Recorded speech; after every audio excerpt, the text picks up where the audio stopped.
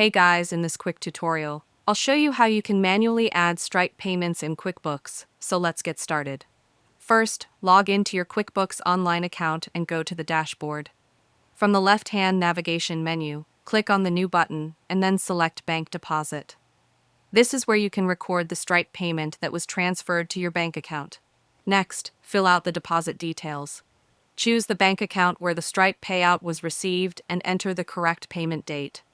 Under the field Received From, select the customer who made the payment, or create a new customer if this is their first transaction.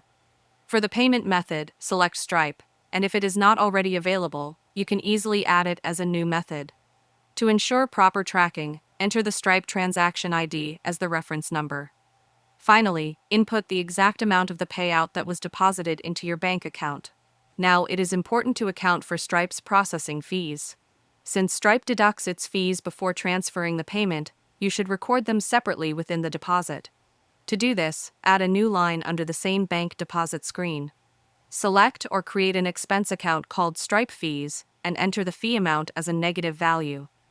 This ensures that the total deposit matches the actual amount received in your bank. Once all the information has been entered, click on Save and Close. If you have connected your bank account to QuickBooks Online, the system will later pull in the actual Stripe deposit, and you will be able to match it with the entry you just created. This step keeps your accounts reconciled and accurate. And that's it. If you found this video helpful, consider giving it a like and subscribe.